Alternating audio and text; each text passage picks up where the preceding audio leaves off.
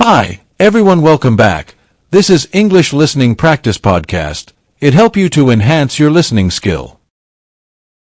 Welcome back to the Deep Dive. Great to be here. Today, we're plunging into a topic that really, truly touches everyone's lives.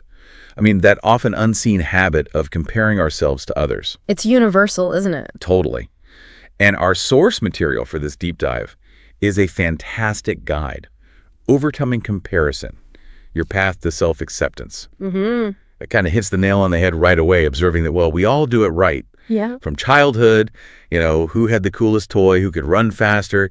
It feels natural. It is natural in a way, but that's the catch. Exactly. Here's the crucial pivot the source makes. As adults, comparing can actually slow us down and make us unhappy. Right. It stops being just observation and starts being detrimental. So our mission today is to uncover not just why we get caught in this cycle, but, precisely how to break free, how to find that path to genuine self-acceptance. And that's really why this deep dive feels so vital. Because while that impulse to compare might be deeply ingrained, the source offers a refreshingly structured, kind of actionable roadmap. Actionable is key. It really promises that by actively working through this stuff, we can unlock more confidence and peace. Which sounds pretty good. It does. It's not just about stopping a bad habit. It's really about building a better internal state. Okay. So the core question we're really tackling today is, Yeah. how do you not just manage comparison, but genuinely transform your relationship with it? Transform it. I like that. Okay, so let's kick off with the foundational first step from our source. Notice what you're comparing. Right. Awareness first. And this isn't about vague feelings of inadequacy. It's about getting granular. Specifics. What specific area are you fixating on? Is it someone's career path, their financial situation, particular skill they have? Yeah. The source gives a great simple example. If you find yourself feeling that pang of envy about how fluently someone speaks a language, remember, language proficiency is a developed skill. It's not some innate magical ability. Right. It's built through practice. Yeah. Nobody's just born fluent in the second language. Exactly. And what's powerful about that specificity, about naming it, is how it dismantles the illusion. How so? Well, when we just generalize, they're just better, it feels huge, insurmountable. Yeah, totally overwhelming. But by identifying they speak English well or they landed that promotion, we can break it down. It goes from being a perceived character flaw in ourselves to a discernible, maybe even learnable component. Okay, that makes sense. It makes it less personal. Yes. And this critical first step sets us up perfectly for the next logical question the source poses. Can you improve it? Right. So once you've honed in on what you're comparing that specific thing, the source asks you to check if it's something you can change or grow. A crucial check-in. And if the answer is yes, this is where you can do flip the script entirely. Okay. That envious energy you're feeling, that little knot in your stomach, it becomes fuel, pure fuel. Turn it into motivation. Exactly. The source emphasizes that there's nothing stopping you. Those achievements you see in others, they aren't a statement about your limitations. They actually show what's possible. Yeah. Which is such a powerful reframe. It really is. It transforms something that feels like a threat into actual inspiration. Yeah. And this point connects beautifully, I think, to the whole concept of a growth mindset versus a fixed mindset. Okay, explain that a bit. Well, a fixed mindset sees someone else's success as proof of your own deficiency, right? Abilities are just inherent, unchangeable. They have it. I don't. Precisely. But a growth mindset, which this step really encourages, views intelligence and talents as things you can develop. Right, things you can work on. So someone else's achievement, it just expands your mental blueprint of what's attainable for you. It proves the concept is possible. It shows it can be done. Yeah. Now, speaking of what we see, a huge source of comparison in our modern lives often isn't even, real, is it? I think I know where you're going with this. Which leads us straight to step 3. Watch out for social media. Oh, social media, yes. Here's where it gets really interesting and maybe, frankly, a bit insidious. Definitely tricky. Our source reminds us, when you're scrolling through perfect photos online, maybe feeling that comparison creep in. You have to actively pause and remind yourself that social media shows only the best moments. It's vital to internalize that what you see isn't the whole truth. It's the highlight reel. Totally. Yeah. Think about it. Yeah. Nobody posts their messy kitchen or their laundry day or their really tough conversations. Or their failures, usually. Right. It's a highlight reel, often heavily filtered and curated. So if a picture makes you feel less than, the advice is really direct. Put your phone down and remind yourself, it's just a screen. Well, it's more than just a screen, though, in terms of its effect, isn't it? Our brains aren't really wired for this constant stream of curated perfection. Good. Psychologically, it creates what experts call a comparison trap. We end up judging our messy, full, real lives against someone else's carefully constructed ideal. Which is never a fair fight. Never. And this can lead to what's known in psychology as social comparison theory, where we instinctively evaluate ourselves relative to others. But when the input is totally skewed, like it is online... Then our self-assessment gets skewed too. Exactly. The real insight here is recognizing that cognitive bias at play. It's not reality, it's often a performance. Okay. Understanding that bias is key. And once you understand that, you can move more easily to the next vital step from the source. Use inspiration, not envy. Yes, this is about that mindset shift again. Instead of feeling diminished or like someone else's success somehow lessens yours, Which it doesn't. the source encourages looking at someone's win and asking, okay, how can this inspire me? A conscious question. It's a massive shift. Their achievement, the source wisely points out, isn't your loss. It really isn't. Not at all. In fact, you can consciously choose to use their progress to energize your own journey. Draw power from it rather than letting it drain you. Yes, that's a great way to put it. Draw power from it. And this really taps into what people call an abundance mentality. You know, the idea that the pie isn't fixed. Success isn't a zero-sum game. Right, like there's enough to go around. Exactly.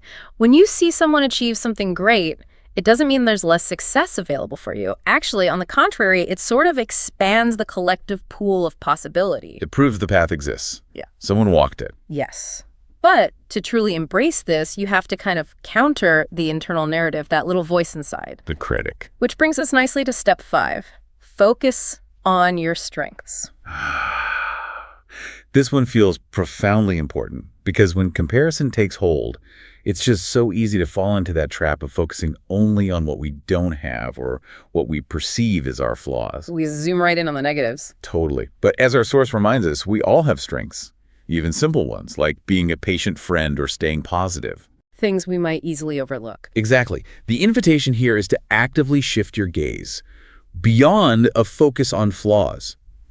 I'd encourage you, listening right now, just pause for a second. What are 2 or 3 things you're genuinely good at? Big or small? Maybe you're a fantastic listener. Or incredibly resilient when things get tough? Or great at making people laugh. Little things count. Absolutely. Acknowledging those builds a really powerful internal anchor against the waves of comparison. It's really about deliberately counteracting the confirmation bias that comparison often fuels. Okay, say more about that. Well, confirmation bias means we tend to seek out evidence that confirms our existing beliefs. So if we believe we're not good enough, comparison makes us look for proof. Ah, okay. So we see someone else's success as proof we're lacking. Precisely.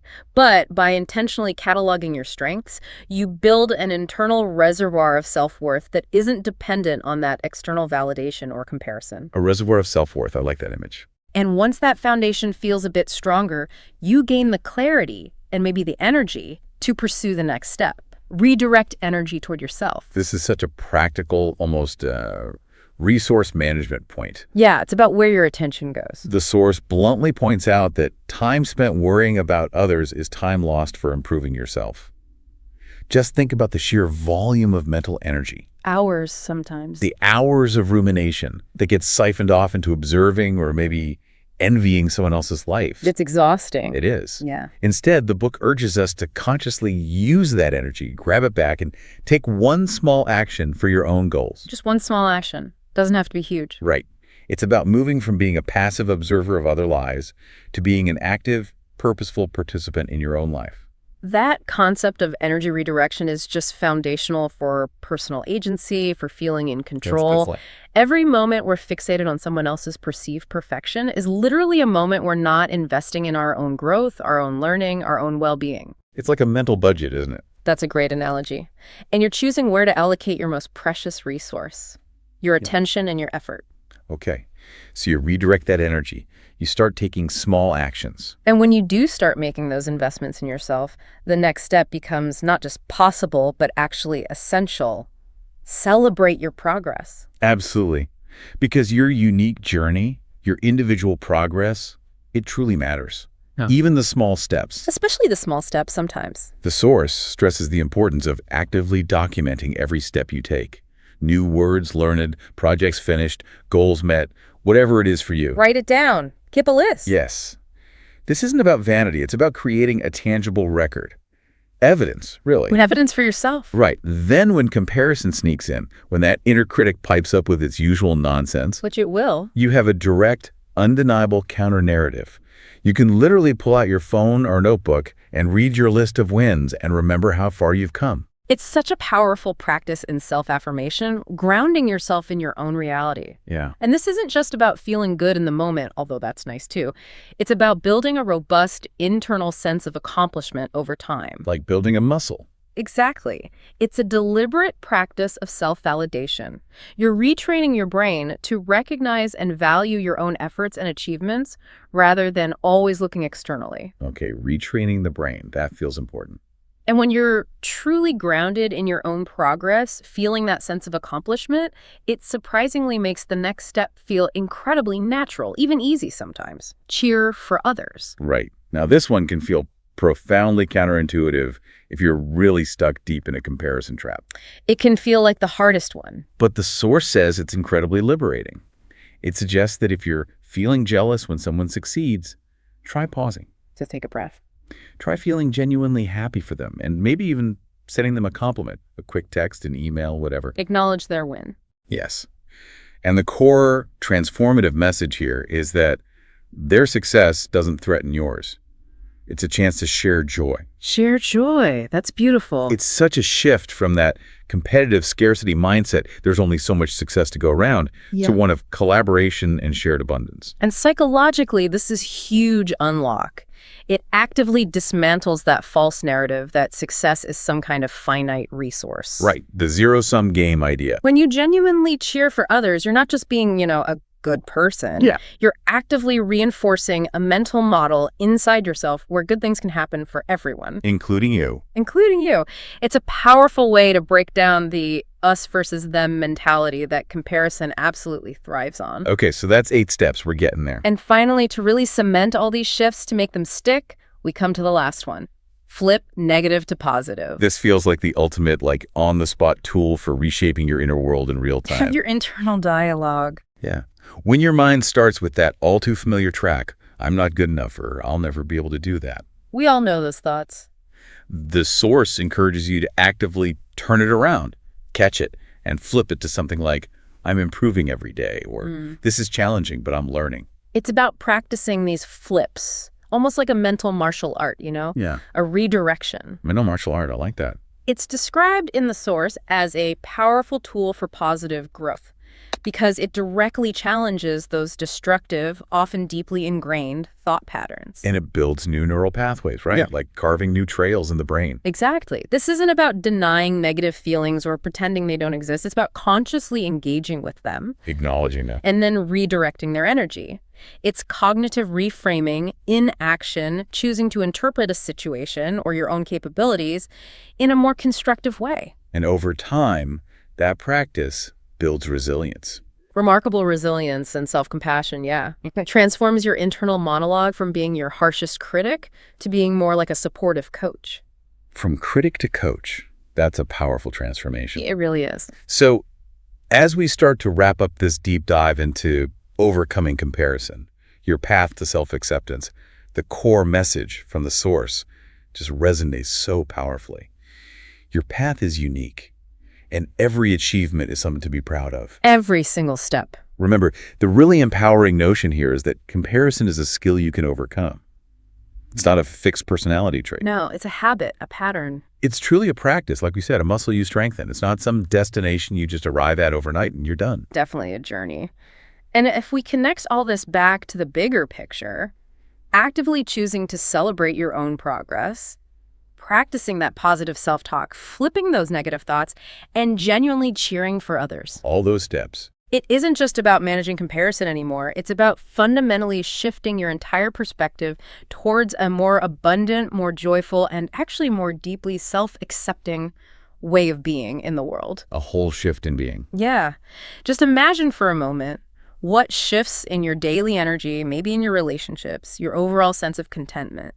What might occur if you truly embraced even one of these strategies with consistent effort? That's a powerful thought. Think about the profound more confidence and peace that the Source promises. That could really flood into your life. It's not just about feeling less bad. It's about feeling genuinely better. More confidence and peace. That's the goal. So maybe the final question for you, listening, drawing right from the Source. What specific strategy from today's deep dive are you excited to try first? Just pick one to start with. Yeah, just one. Yeah. What are you going to practice today?